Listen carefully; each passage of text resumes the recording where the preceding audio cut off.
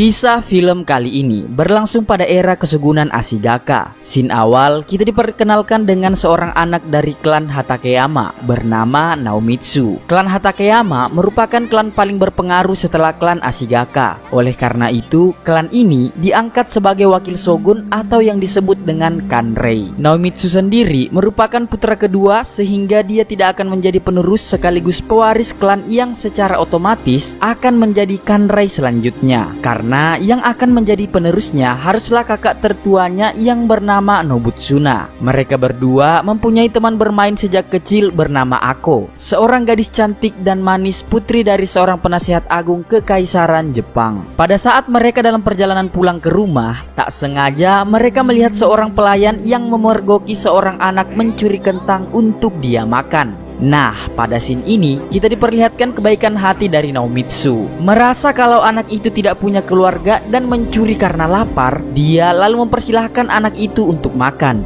Dan bahkan dia juga mengangkatnya menjadi pelayan keluarga Hatakeyama dengan memberinya nama Sakuramaru. Sakuramaru for the chair.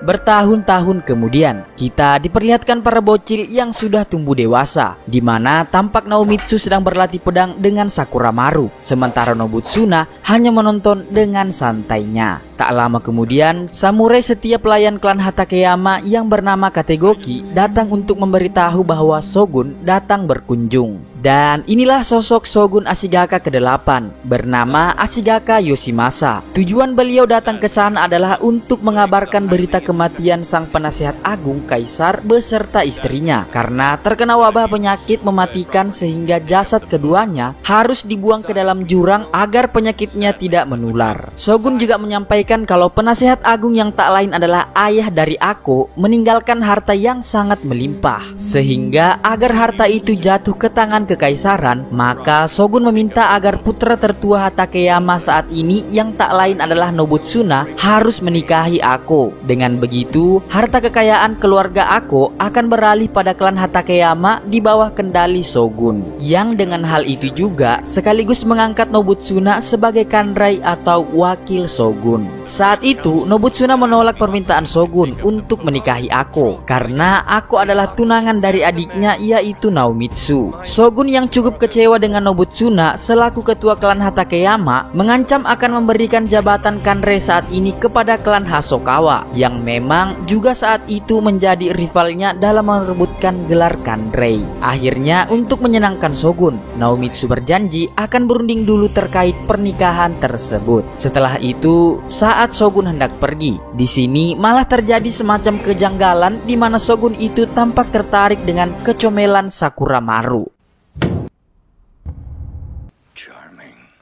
Selepas kepergian Shogun, Naomitsu mulai memberitahu kakaknya bahwa yang akan menikahi Ako adalah dirinya. Tapi untuk harta dan jabatan Kanrei tetap akan diberikan kepada sang kakak yaitu Nobutsuna. Mendengar penjelasan dari sang adik, Nobutsuna yang memang berambisi mendapatkan harta Ako dan jabatan Kanrei masih tampak ragu-ragu dalam mempercayai perkataan adiknya sendiri. Namun Naomitsu terus berusaha meyakinkan sang kakak bahwa dia berjanji hanya akan menikahi Ako tanpa mengambil harta kekayaannya karena cintanya sangat tulus kepada Ako. Setelah itu, Naomitsu mendatangi Ako yang sedang berkabung atas kematian orang tuanya. Di sana, Naomitsu menguatkan Ako dengan terus menyiraminya dengan cinta yang tulus. Dalam adegan ini, tampak begitu besar cinta antara kedua sejoli ini, sob. Namun, suasana romantis itu seketika dibuat keruh oleh Naomitsu yang tiba-tiba menanyakan harta peninggalan keluarga Ako. Mendengar ucapan Naomitsu itu, seketika membuat Ako langsung kecewa. Hei Naomitsu, bagaimana mungkin kau menanyakan harta di saat seperti ini? Sungguh terlalu ente. Di sisi lain, tampak Sakuramaru menghadap ke Nobutsuna dan menyampaikan sebuah berita tidak benar alias hoax, di mana Naomitsu ia tuduh berencana menikahi Ako dan menguasai hartanya sendiri. Bahkan tak hanya itu, dia juga mengompori Nobutsuna kalau sekarang adalah waktu yang tepat untuk merebut Ako dari Naomitsu. Mendengar ucapan dari Sakuramaru, layaknya kompor meledak, Nobutsuna pun segera bergegas menjumpai Ako yang masih dalam suasana berduka dan tanpa basa-basi.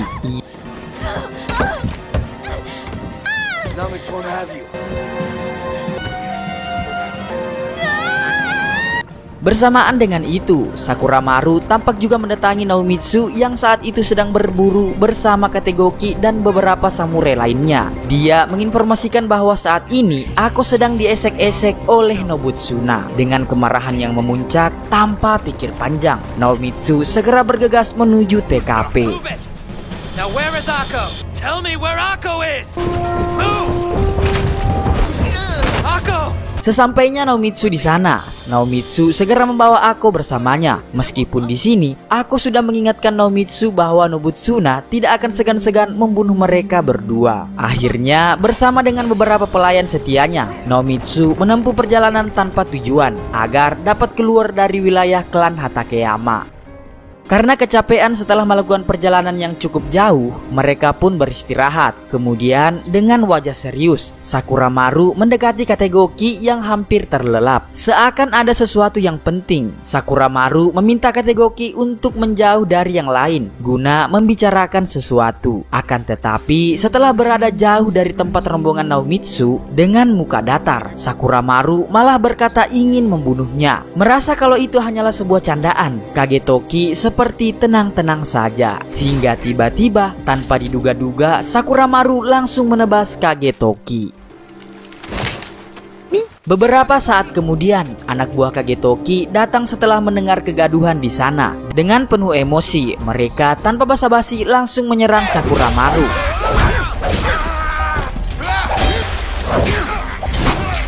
Namun bukannya menang, mereka malah dibuat tak berdaya dengan teknik pedang Sakuramaru yang cukup handal.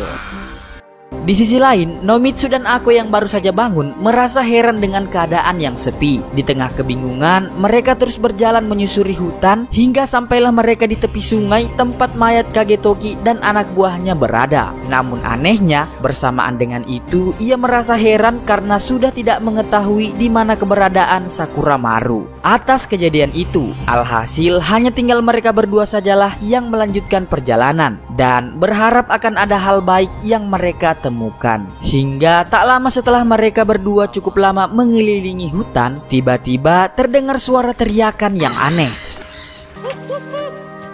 Dan betapa terkejutnya mereka saat muncul sosok pria tua dengan pakaian urakan. Pria tua ini memperkenalkan dirinya sebagai Tajomaru, dan dia sangat menginginkan kuda yang dinaiki oleh Akko. Karena merasa terancam, Naomitsu segera menarik pedangnya untuk melawan si gembel itu.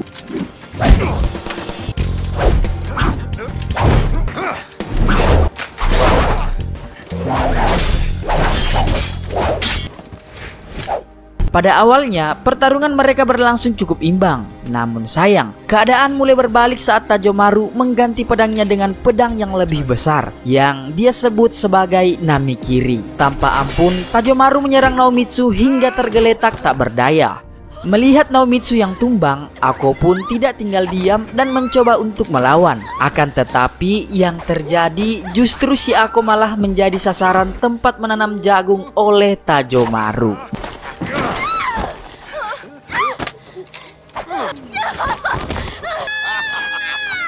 Beberapa waktu kemudian, dalam kondisi pingsannya, tak disangka Naomitsu sudah dalam keadaan terikat sembari melihat Akko yang sudah terlihat urakan akibat ditanami jagung pilihan dari Tajomaru. Saat itu Tajomaru memaksa Akko untuk ikut dengannya, dan jika ia menolak maka dia akan dijual sebagai budak. Dengan wajah penuh dosa, Akko bersedia ikut dengan Tajomaru. Akan tetapi dengan satu syarat, yakni Akko menyuruh Tajomaru agar membunuh Naomitsu. Mendengar itu, tak disangka wanita yang sangat dicintai dan diperjuangkan oleh Naomitsu malah berkhianat di depan mata kepalanya sendiri. Naomitsu yang cukup kena mental masih berusaha membujuk Akko agar kembali bersamanya dan mengingat janji sehidup semati mereka. Namun entah apa yang merasukinya, Akko malah terlihat semakin menjengkelkan dengan mengatakan, "Mati saja kau sendiri, Genji. Semua ini adalah salahmu." Melihat percekcokan konyol kedua sejoli itu membuat Tajomaru tertawa, hingga dia lalu menghampiri Naomitsu seraya menawarkan untuk membunuh cewek spek kayak Akko. Akko yang menemukan sebuah peluang untuk kabur malah langsung memanfaatkannya untuk segera melarikan diri. Merasa iba dengan nasib Naomitsu, Tajomaru memutuskan untuk melepaskan ikatannya. Namun yang terjadi malah di luar dugaan, di mana Naomitsu mengambil sebuah pisau kecil dan langsung menancapkannya ke tubuh Tajomaru. Bukannya marah karena telah ditusuk, dalam keadaan sekaratnya, Tajomaru menyuruh Naomitsu untuk mengambilkan pedangnya. Dan secara mengejutkan, Pak Tua itu mengatakan akan menyerahkan nama Tajomaru kepadanya. Di mana ternyata sob, nama itu sudah memiliki sejarah panjang yang tentunya sudah berabad-abad lalu dari zaman Naomitsu sekarang. Dengan kata lain, Naomitsu yang telah membunuh Tajomaru harus melanjutkan estafet kebanditan Tajomaru. Di sisi lain, Sakuramaru yang sudah menewaskan Kagetoki dan anak buahnya seakan tampak tanpa dosa juga menemui Nobutsuna yang saat ini menjabat sebagai wakil shogun atau Kanrei. Dengan wajah datar seperti sebelumnya, Sakuramaru langsung menebas Nobutsuna hingga membuat kakak Naomitsu itu mati penasaran. Kembali ke Naomitsu yang sedang berjalan sendiri dalam keadaan lapar. Tanpa sengaja, ia menemukan ayam bakar tanpa terlihat seorang pun di sana. Tanpa pikir panjang, ia pun langsung melahap apa yang ada di sana. Sementara enak-enaknya mamam, tiba-tiba yang punya makanan datang. Dan gawatnya lagi, mereka ternyata adalah sekelompok perampok dengan jumlah 4 orang. Meskipun sudah dalam keadaan dikepung, betapa terkejutnya mereka saat Naomitsu memperkenalkan dirinya dengan nama Tajomaru. Akan tetapi, karena Tajomaru yang ini malah kelihatan seperti keluarga bangsawan, sang ketua perampok yang bernama Doken itu pun mengujinya. Dan ternyata memang benar, pedang yang dipegangnya merupakan pedang legend Namikiri milik Tajomaru. Sehingga setelah itu mereka pun mulai mengakrabkan diri dan makan bersama. Bahkan para perampok ini dengan senang hati akan menjadi bawahan Naomitsu alias Tajomaru. Karena dengan adanya Tajomaru, perampokan akan menjadi lebih mudah, indah, dan mantap pastinya. Dan semenjak saat itu, Naomitsu sang bangsawan klan Hatakeyama kini berubah menjadi bandit sangar bernama Tajomaru. Bersama para anak buahnya, Tajomaru mulai mengisi hari-harinya dengan melakukan perampokan bersama. I'm Tajomaru! Pada suatu malam saat Tajomaru sedang bersantai ria dengan anak buahnya, Doken memberikan kabar bahwa wakil shogun atau Kanrei saat ini begitu cepat diganti. Di mana sebelumnya Kanrei dijabat oleh bangsawan klan Hatakeyama bernama Nobutsuna dan kini diganti oleh adiknya yang tak lain adalah Naomitsu setelah Nobutsuna dikabarkan meninggal. Betapa terkejutnya Tajomaru saat mendengar kakaknya telah tewas. Ditambah lagi ia juga mendengar nama Naomitsu yang tidak lain adalah dirinya menjadi Kanrei saat ini di sana. Merasa sesuatu yang buruk telah terjadi, Tajomaru alias Naomitsu asli pun lantas bergegas menuju kediaman Hatakeyama seorang diri.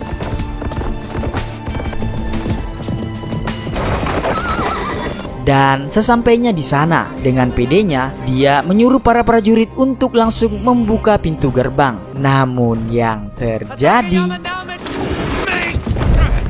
siapa sangka Tajomaru akan dipenjara di kediamannya sendiri. Dan saat kemarahannya sedang memuncak, tiba-tiba seorang pria datang yang tak lain adalah Sakuramaru. Akan tetapi kegembiraan Tajomaru saat melihat pelayan yang dulu dipungutnya malah membuat hatinya terkaget. Karena ternyata sob, Sakuramaru lah yang telah menjadi dirinya dengan menggunakan nama Naomitsu. Bahkan belum selesai Tajomaru dengan ketidakpercayaan yang dihadapinya, Sakuramaru lalu memanggil seorang wanita yang dia sebut sebagai istrinya. Betapa terkejutnya Tajomaru melihat aku kekasih hatinya sekarang malah menjadi istri Sakuramaru. Seakan tidak percaya akan situasi ini, Tajomaru tampak begitu dibuat hancur. Dan yang lebih menyakitkannya lagi, aku malah mengaku tidak mengenalinya dan terang-terangan ia lebih memilih Sakuramaru daripada dirinya. Tak lama kemudian, Sakuramaru dikejutkan dengan kabar kedatangan pejabat kekaisaran dari ibu kota saat ini. Setelah ditemui, pejabat yang bernama Kuriyama itu ternyata telah menangkap Doken. Dan dari dialah sang pejabat mendapat kabar bahwa seorang bandit paling mengerikan bernama Tajomaru berada di kediaman Hatakeyama. Saat si pejabat menanyakan nama Sakuramaru, dia menjawab bahwa namanya adalah Naomitsu Hatakeyama. Namun bersamaan dengan itu, Ako tiba-tiba muncul dan langsung mengatakan bahwa dia bukanlah Naomitsu karena yang asli ada dalam penjara. Awalnya, sang pejabat akan mengabaikan Ako, namun Doken malah membenarkan Ako dan dia mengatakan bahwa dia adalah anak dari penasehat agung kaisar. Atas itu, dengan tegas sang pejabat menyuruh prajuritnya untuk menangkap Naomitsu palsu alias Sakuramaru. Seperti mengetahui semuanya, Doken memberitahu sang pejabat bahwa nama pengkhianat ini adalah Sakuramaru. Dan ternyata usut punya usut sob. Memang Dokenlah yang telah menginformasikan semua yang terjadi dalam keluarga Hatakeyama kepada sang pejabat agar sang ketua kelompoknya yaitu Tajomaru bisa dibebaskan. Akhirnya pejabat itu pun menangkap Naomitsu palsu serta menyuruhnya untuk mengeluarkan Tajomaru dari dalam penjaranya. Kemudian kita diperlihatkan dengan Ako, Tajomaru, Sakuramaru, dan juga Doken yang sudah diikat, di mana mereka akan diinterogasi demi menemukan titik terang kasus keluarga Hatakeyama. Di sini tanpa diduga, Ako ternyata mengakui bahwa Tajomaru adalah Naomitsu yang asli. Dari raut wajahnya, Ako terlihat masih sangat mencintai Naomitsu, dan itu membuktikan bahwa sebelumnya Ako hanyalah bersandiwara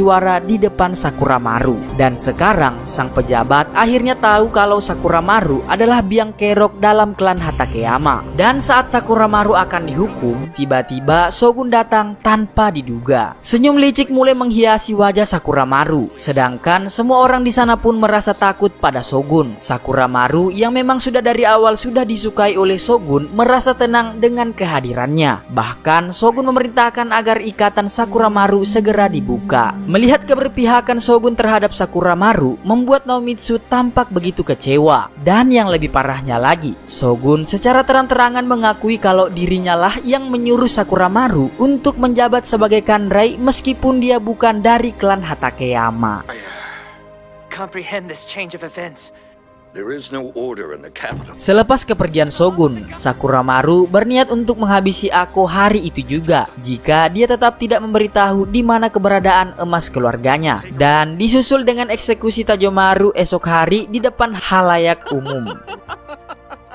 Dalam keadaan putus asanya, tak disangka Doken membeberkan sebuah fakta mencengangkan pada Naomitsu bahwa ia dulu sebenarnya menyaksikan kejadian sesaat setelah Naomitsu tidak sadarkan diri, di mana Tajomaru sebenarnya tidak sampai memperkeos Ako karena Ako mengancam akan melakukan bunuh diri, dan hal itu dia lakukan tak lain karena cintanya yang amat sangat dalam kepada Naomitsu. Melihat kesungguhan Ako, Tajomaru akhirnya merasa ibah dan bahkan dia dengan serius mendengarkan setiap kisah dari Ako. Nah, dari apa yang Doken ceritakan, akhirnya membuat Naomitsu tahu yang sebenarnya bahwa Ako sangat mencintainya, dan dia merasa sangat menyesal telah mengatakan hal buruk kepada Ako. Semua yang Ako lakukan termasuk bersandiwara menjadi istri Sakuramaru, semuanya hanyalah demi Akang Naomitsu seorang. Lalu setelah menceritakan semua yang terjadi, Doken tiba-tiba memanggil semua teman-temannya yang langsung datang dan menghajar semua pengawal yang ada di sana.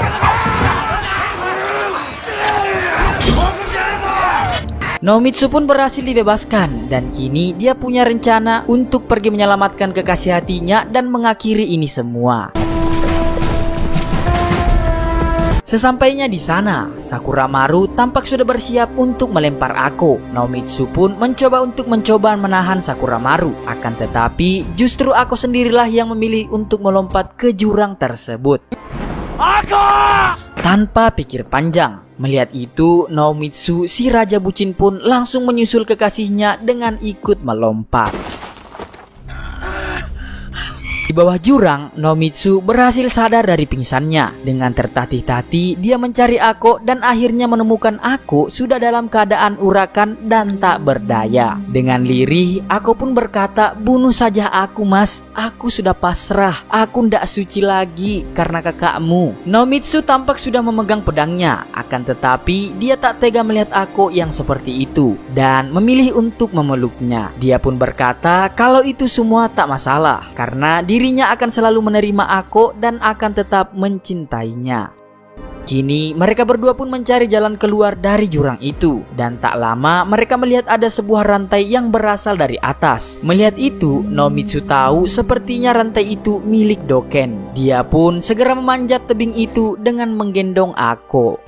Beberapa waktu kemudian, akhirnya mereka berhasil naik ke atas. Lalu dengan penuh amarah, Nomitsu dan Ako pun kembali ke rumah. Mereka hendak membalas dendam atas kekacauan yang dibuat Sakuramaru. Sesampainya di rumah, Nomitsu pun berbicara pada Sakuramaru, berkata kalau selama ini dia menganggap Sakuramaru sebagai saudaranya sendiri. Tapi ketamakan Sakuramaru akan harta dan jabatan membuatnya menjadi orang yang licik yang tega menghancurkan klan yang selama ini membesarkannya. Tak ingin membuang waktu lagi, Nomitsu pun langsung mengajak Sakuramaru untuk berduel, menyelesaikan semua ini dengan sebuah pertarungan. Dan pertarungan pun dimulai. Awalnya, Nomitsu dan Sakuramaru bertarung dengan imbang. Dia pun mengayunkan pedangnya dan tebasannya mengenai Sakuramaru hingga membuat Sakuramaru langsung ambruk. Sakuramaru pun tewas bersama ketamakannya. Kemudian Nomitsu memanggil penasehat klan Hatakeyama di sana. Dia berkata kalau tugas sebagai pejabat kekaisaran dia serahkan kepada penasehat tersebut. Nomitsu sudah tak mau menjadi pejabat kekaisaran dan hanya ingin menjadi orang biasa saja. Bersama dengan Ako, Nomitsu pun pergi dari kota itu untuk memulai kehidupan mereka yang baru. Tak ada gelar kaisar, tak ada gelar bangsawan. Hanya ada dua orang biasa yang saling mencintai, memulai hidup baru dan berharap bisa bahagia. Dan film pun selesai.